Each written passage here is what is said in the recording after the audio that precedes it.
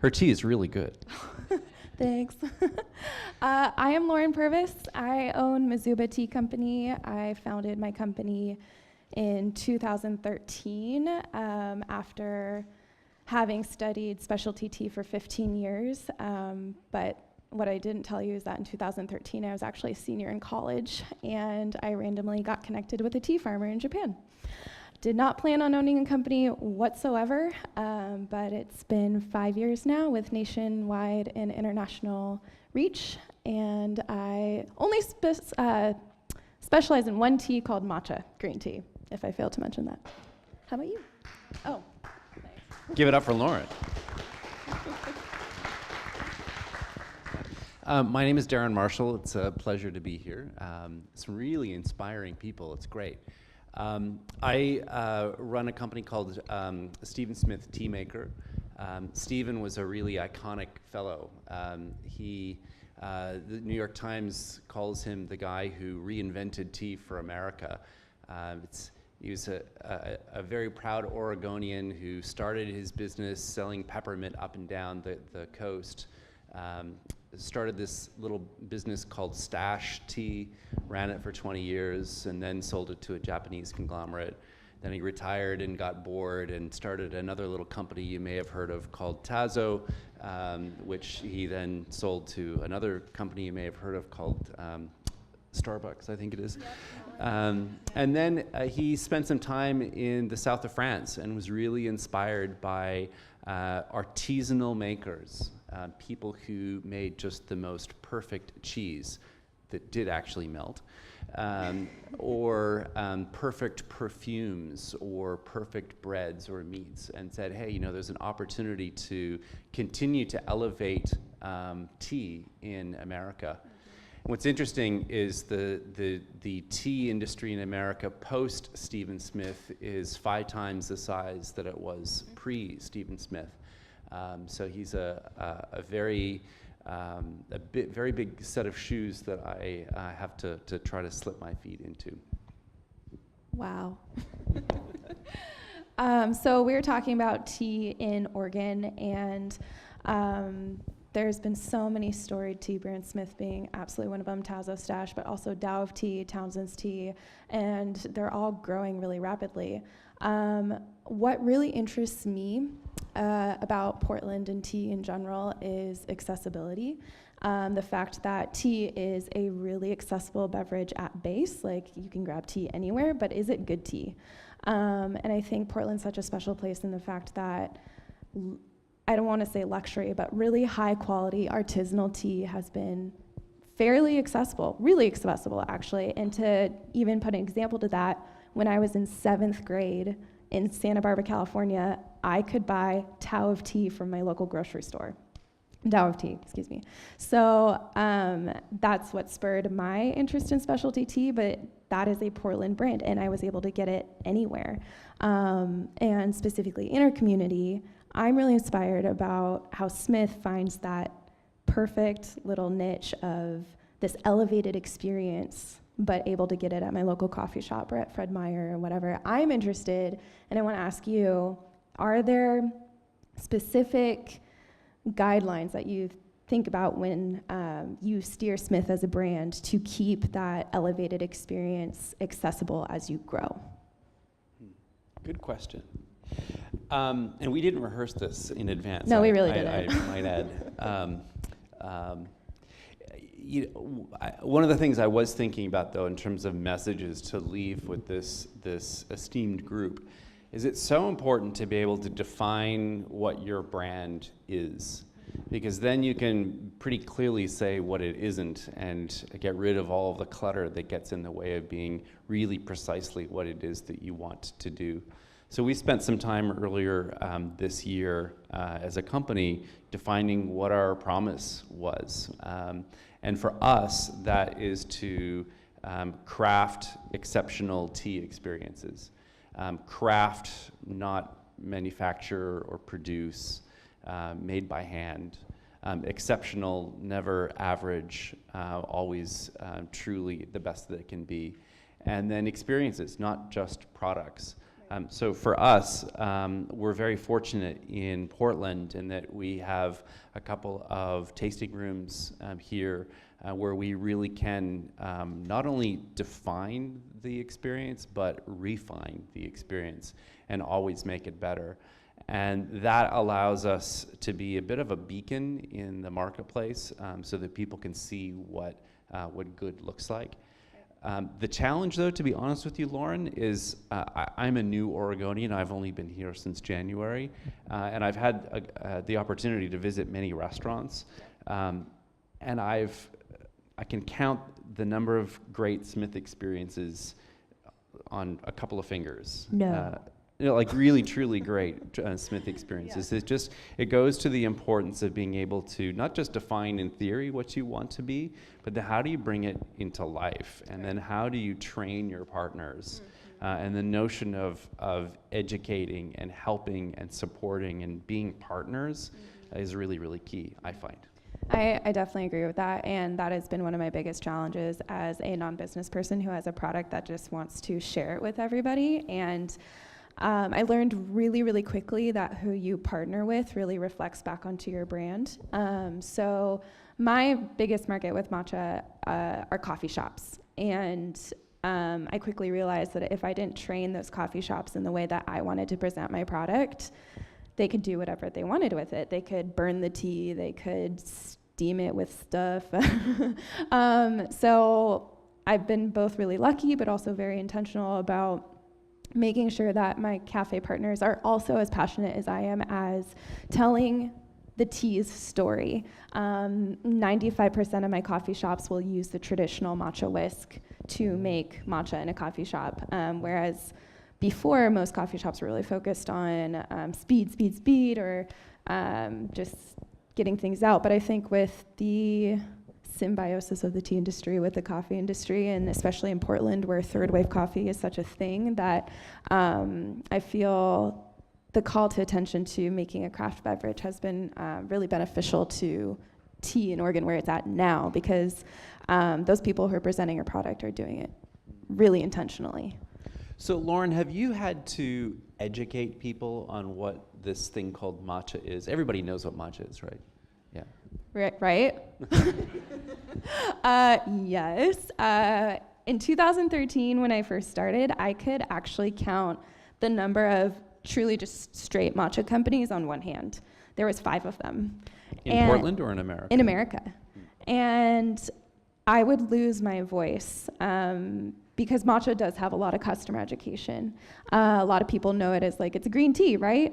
Well, you're like, it's a special green tea. And I not lose my voice because I had to say the same thing over and over again, but there was just so much to say about it. Or people would confuse it with mate or whatnot. And I still feel the need. Customer education is our number one priority with Mizuba, because in the trend and in the influx of the kind of gold rush that matcha is right now, there's been a lot of misinformation, or a lot of companies driving confusing messages, or just saying it's from different countries, or it's, is it powdered gyokuro tea, or is it powdered sencha, or what is it, powdered something? What is it, is it from Japan even? So I think the biggest blessing that I've been able to encounter is that I work personally with a tea farmer in Japan, so everything I have learned is literally straight from the tea farmer's mouth, and I'm able to keep that true, authentic,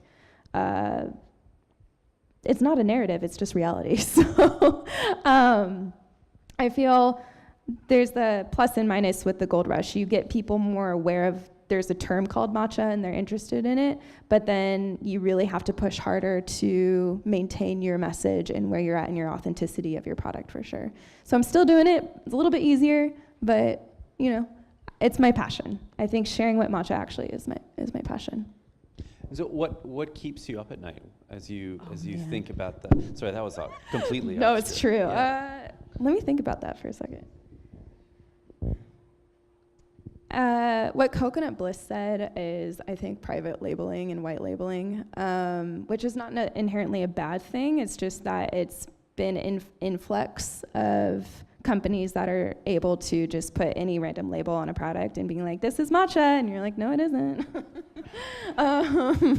So yeah, customer education, learning how to really refine my message, and keeping it simple. But I found that people want to know. You don't have to dumb things down for people in your product. I feel like they are truly interested on the nerddom of it, even though tea nerds are a small part of my market, but I am one. So I do feel like when I teach matcha classes, people are a lot more engaged than you might necessarily think they are. And they want to learn the deep aspects of what matcha is. But for the overarching message, when people find me on the internet or in the grocery store, how do I say all that I want to say, but concisely and in a streamlined way? Digestible. And then as you evolve the business, I mean, some could say that matcha is a trend at the moment. Yeah.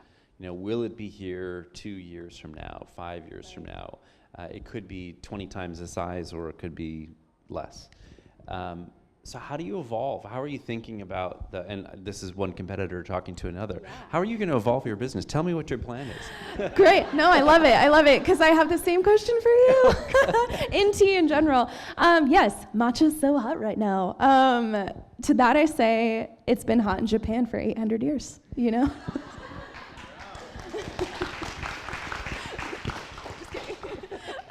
But the tea industry in America is definitely growing. I think True Life, my husband's been in coffee for 9 years, so I am this weird black sheep tea girl, and that I hang with mostly baristas. To me, matcha is what chai was 20 years ago, in terms of accessibility and in terms of people knowing what it is and expecting it to be on coffee shop menus. So I'm addressing that side, but I need to also address the health and wellness side, where I think powders in general are seeing a heyday. Matcha is an OG powder. But I see that trend, and I do think about how to innovate. But I'm always checking that innovation against my message about, like, I want to keep the tradition, and I want to keep the integrity to where matcha's origins are. Like, it's the only tea used in the Japanese tea ceremony. So how do I call back to that while making it fun and modern and whatnot? And that goes back to my partnerships. And I think something really fun has been collaborations, which I know you've also enjoyed, where you have people that you work with that would take your product and make it something entirely different, but not in like a bastardized way. And it's still like maintaining the integrity of the flavor and the traditions, and they'll maybe take some other Japanese flavors and whatnot, but they maybe make, ice cream with it. Or I've done lots of cocktails with restaurants in town, and but they use like very traditional complementary flavors. So that's been my main guiding light of like, who can I partner with that will uphold my vision as well. And I want you to talk a little bit about that, because as we constantly innovate, how do we maintain quality but also grow our market and our business and call back to our roots at the same time? It's interesting. I spent, as you know, but maybe you don't, I spent a lot of time working for big, large global beverage companies, and learned a little bit about how to introduce new things into the marketplace. And and it did that incidentally. I spent a lot of time in Asia in developing markets. So it's a very different business landscape than it is here. Far more entrepreneurial and startup oriented. Well, just the commercial beverages there as a percentage of total are significantly lower, like 1/100th. The idea of focus, really getting to, as you're defining a brand, defining a category, really pinpointing it is, this is my brand, this is my benefit, this is my occasion, this is my day part, here's what makes this experience so sort of unique and special. And just nailing it until it becomes sort of, important and part of a daily routine. And then, routine, routine. And then going to the next adjacent occasion, and then to the next adjacent occasion after that.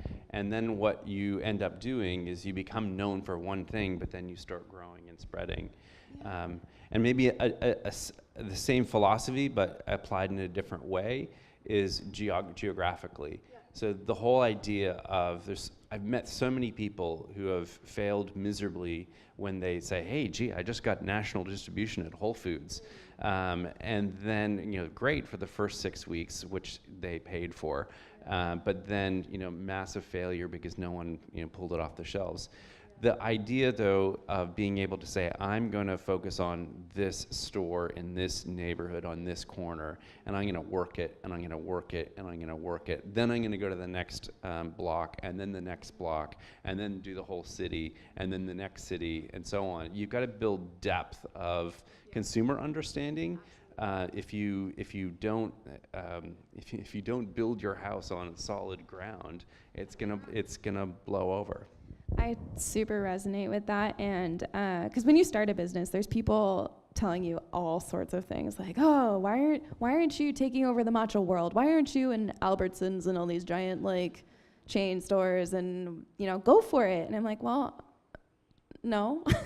I think the going block by block, step by step, really appreciating the relationships that you have is huge because it allows you to grow slowly.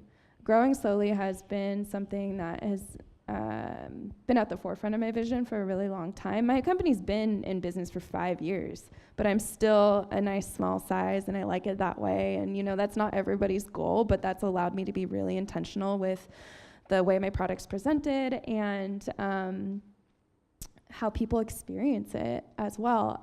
So bit by bit, I super resonate with that because I could have at one point actually gone into nationwide distribution with another bottled latte brand, and I said no because that would take up the majority of my supply chain at a discounted cost because they wanted bulk volume. I could have had that, and it sounded like the nationwide distribution and the recognition with this brand sounded great, but when it actually came to it being right for me, I had to say no. And it was I think saying no is really powerful when you're building a brand.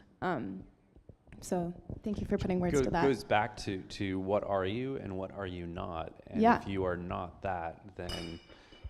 So what is tea not in Oregon? We're supposed to be talking about that. Yeah, it's interesting. So you said what is not tea for us? Yes, for you, for Smith. So like most businesses, there's a few things that we do pretty well, and that's sort of the biggest part of our business. And we are trying to add on new occasions to drink tea, like you or say that again. New occasions to drink tea. I like that. Somebody on the plane was just telling me yesterday that they really envied the tea culture in Britain, where you sit down at 10 a.m. and take tea and a biscuit no matter what. Or in Japan, whenever you meet people, it's always over a cup of tea, right? And that's just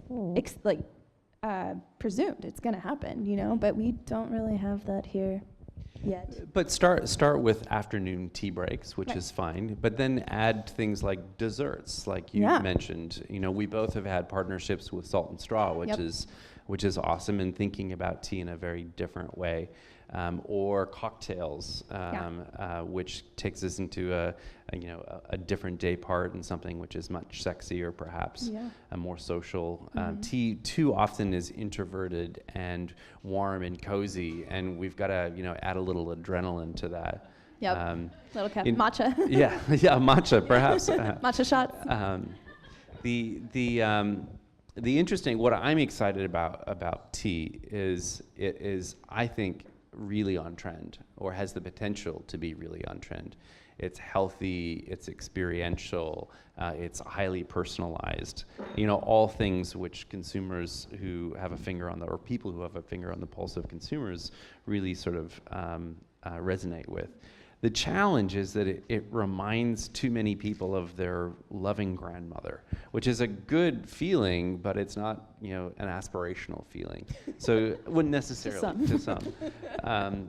So being able to put tea into a different light, to be innovative, to be provocative, to be true to oneself, I think is really important. Yeah, it's what you grab for. A way that Smith has innovated that I've really admired, especially when we see in grocery stores something called RTD beverages. There's bottled everything all over the place. But something I really admired that Smith did to innovate tea was to put tea in cans, in crowlers, like nitro canned tea, right? Yeah. Talk about that. So we've... It's interesting. The tea business in America is $12.5 billion. It's a pretty large marketplace. Half of that is in ready-to-drink, or RTD, and half of the brewed tea is served over ice. So it's a very different tea culture than many other places as well. So kegs are an important part of sort of contemporary culture. You go to any cool office space and there's a keg of something, kombucha or craft beer, and we've created some interesting kegged teas, which are quite delicious. Stop by anytime and we'll hook you up. Do it, it's so good. What we'd like to be able to get to is how can you put that into a takeaway experience? We're playing with crowlers, but it's not a scalable proposition. Going to a full RTD, proposition is hugely capital intensive, and will take a long time and a lot of money. But at least let's start and experiment and play and fail as much as we can so that we can get it better. Because it is a way to innovate a 1,000-year-old industry. Yeah, Absolutely. Yeah. Do you feel, because I feel it too, the tea trend in America is growing and growing and growing. Do you feel like, is there a particular thing that has to go away or stop in order for it to keep momentum going forward, or is there something that needs to be pushed in terms of customer education or just like cultural shift? Like, what would propel the tea industry forward, not specifically in Oregon, but in America? Yeah, it's interesting. Americans are very speed conscious. Yeah. Right? I want it now, I deserve it, and damn it, it's got to be ready immediately. And that's not what tea is. Nope. Tea, by definition, is slow. It causes you to slow down. And there's some really interesting benefits that come along with that. And so I guess the question that we all need to sort of deal with is, do you cave to the market demand and create immediacy, or do you teach the market a new way of thinking about things? And so technology, as an example, is that something that harms you, or does it push you forward? Mm-hmm. So in a world where we're so connected, and our phones are beeping every 3 seconds, does tea give you an opportunity to sort of step back, turn it off, and reconnect with who you are as an individual? It does. It does. She said it, right? It must be true. It's true. It's true. But I want to dive into what you just said about, do you change the market with your product, or you go along with it? Because something that happened with matcha, and specifically my company, was that I set out to purvey authentic Japanese ujicha, authentic Japanese matcha. And I have really beautiful hand-harvested teas from 45-year-old plants, et cetera, but I experienced something to the effect of the market demand shaping the growth of my business in a way that I didn't expect quite really, is that one of my best-selling products is culinary matcha. And it's great because it's exceptional quality culinary matcha, and we've been named one of the best culinary matchas on the market. However, in my own personal bubble, I'm like, wait, I want people to really deep dive into the ceremonial stuff, but people get so excited about Mizuba and throwing it in their blender. But that's great, and I've come to love that, and it's been definitely part of the health and wellness trend. But So. I think, it goes back to brands like Nike, for Okay. example, and given that we're in the house, but brands like that have really super cool streetwear kicks that are available in super limited edition, but they define what the brand is, right? And then people go off and buy, whatever the Foot Locker stuff is. Yeah. But it's those really innovative, leading edge things that make it interesting and define the brand and define the experience, even though they may not individually partake of it. Interesting. Yeah. So I was wondering, it was a reactionary moment of okay, I'm reacting to the market. Has Smith are you looking to forge a new market for tea, or is there part of the market in tea that you've had to react to maybe say, placate the people that want cozy grandma tea forever? And is that, you have to have a product for that, and that's great? Or do you feel the market is ripe for people being really receptive to the modern, edgy stuff that you guys are doing? And I think Portland is a really awesome place for that because we are a city of modern, edgy food. So maybe I just answered your question, but. No, it goes back to what can you commercialize and pay the rent, and then what are the things that are going to be interesting and either define the brand or help you create the next generation of innovation that can be scalable. Yeah. And so frankly, we do far too much small stuff that will never see the light of day. Or certainly that won't really pay for itself. Got it. But it's stuff that defines the brand. Yeah. And one of the things that keeps us awake, or me awake at night, is how do I take those few things and get more scale to them, so that more people can Appreciate experience them. something which is really interesting and unique. Yeah. But that means then thinking a little bigger than a bread box sort of thing. Yeah. You've got to be able to think about how can I get not 5 units but 5 million units, or whatever it might be. Supply chain too. That's awesome because as a tea nerd, I tend to get stuck in my tea nerd tendencies and love maybe my top shelf stuff, but I've come to love what my market tells me that they love too. Yeah. And I think that's the conundrum that all of us have, is how do you do really cool stuff? Yeah. But how do you make sure that you're touching as many people as possible? And how do you keep your artisanship, specialty, niche reputation while you are growing and touching as many people as possible with good tea?